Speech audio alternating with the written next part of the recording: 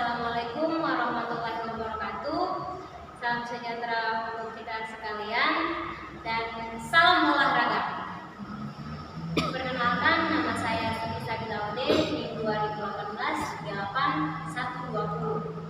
Pada kesempatan kali ini saya akan menjelaskan beberapa poin mengenai prinsip-prinsip latihan, di mana prinsip-prinsip latihan itu terbagi atas prinsip overload, reversibility, spesialisasi, specificity, perkembangan menyeluruh, individual, lamanya latihan, beban latihan, dan relaksasi.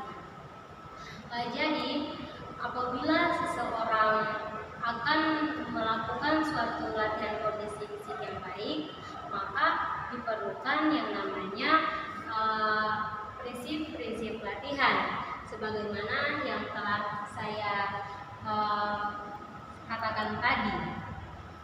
Oke, jadi sejumlah prinsip tadi itu sangat penting untuk diketahui karena dari prinsip-prinsip tadi kita akan mengetahui berat beban latihan yang kita lakukan dan ringannya beban yang kita lakukan. Oke, kita masuk saja kepada yang pertama, yaitu prinsip overload. Jadi prinsip overload ini membahas rangsangan bagaimana aktivitas otot dan bagaimana setelah aktivitas itu dilakukan, dan bila mana seseorang mengalami komplenisasi lebih, yang berarti seseorang menjadi lebih bugar daripada sebelum ia berlatih. Contohnya kemarin sore saya berlatih dan saya akan berlatih kembali di sore hari ini. Itu berarti ada planning waktu atau ada jeda waktu sekitar 20 sampai 24 jam. Apabila latihan yang saya lakukan itu dengan baik, sungguh-sungguh, maka saya tidak akan mengalami kelelahan yang berarti. Akan tetapi ketika latihan yang diberikan itu beban latihannya berat, maka saya akan mengalami kesulitan dalam hal pemulihan. Yang kedua, prinsip reversibility. Prinsip reversibility ini ialah dasar untuk menentukan beban progresif ke arah yang lebih baik.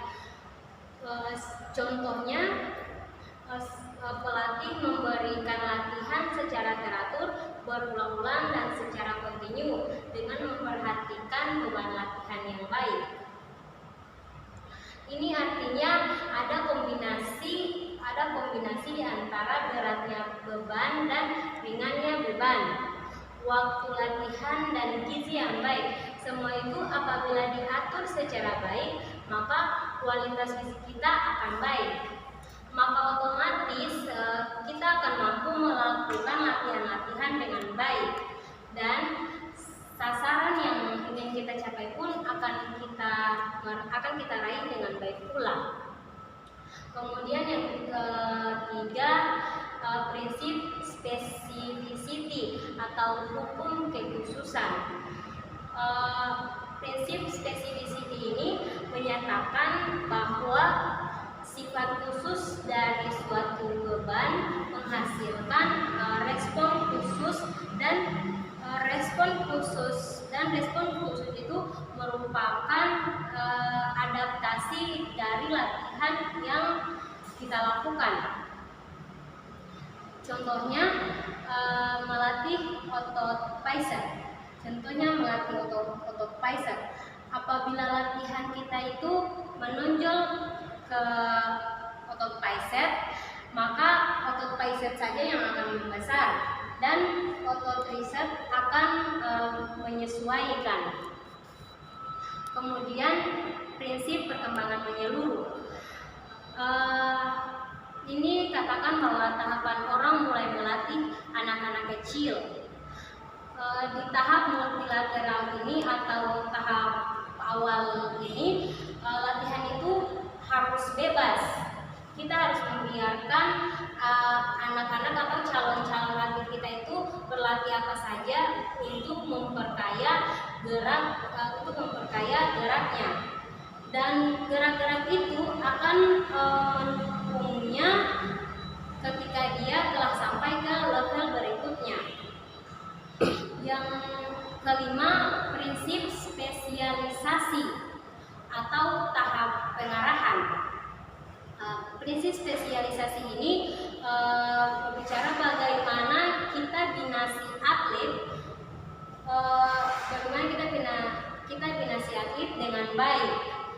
Kemudian ketika spesialisasinya telah bagus, barulah kita membuatnya menjadi seorang atlet yang terbaik pada tataran tertinggi dari suatu pembinaan, yaitu pada penampilan terbaiknya. Kemudian yang selanjutnya yaitu prinsip individual, di mana prinsip individual ini berbicara tidak ada dua orang yang sama dalam satu hal, tidak ada, karena kita perlu melihat gen dan usia biologisnya, di mana antropometri itu atau postur sangat penting dalam hal ini, karena postur seorang atlet menentukan harus diarahkan kemana atlet tersebut. Contohnya saya ambil nomor rowing pada dayung. Dalam perlombaan dayung atau olahraga dayung dalam nomor rowing ini tidak bisa orang yang pendek. Kita harus mengambil orang yang tinggi karena berbicara mengenai jangkauan. Apabila orang pendek yang kita tempatkan di nomor rowing ini, maka dia akan bisa jadi dia akan kalah dalam pertandingan karena jangkauannya itu sangat pendek, sedangkan orang tinggi itu jangkauannya sangat jauh dan bisa jadi dia akan memenangkan pertandingan tersebut. Kemudian kita beralih ke prinsip beban latihan.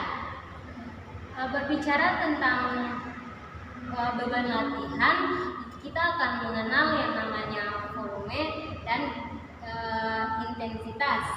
Volume di sini volume dalam latihan yaitu waktu, jarak, dan pengulangan. Sedangkan intensitas ialah menghitung denyut nadi. Jadi denyut nadi kita itu menentukan intensitas kita dalam latihan. Contohnya, kita berlatih di minggu pertama dalam waktu 2 jam. Waktu yang diperkecil itu ialah beban, dan perpanjangan juga beban. Itu artinya itu artinya beban itu bisa jadi intensitas dan bisa jadi volume. Kemudian density atau densitas. Density atau densitas ini artinya frekuensi, adalah frekuensi. Rangkaian stimuli yang harus dilakukan dalam setiap unit waktu. Density ini sendiri menunjukkan hubungan antara fase aktivitas dalam berlatih dan fase untuk pemulihan. Singkatnya, untuk memulai kembali suatu latihan, kita harus menghitung denyut nadi si atlet antara 60 sampai 70%. Dilihat dari lamanya waktu latihan, keseluruhannya dikurangi dengan waktu istirahat. Artinya durasi waktu itu tidak termaksud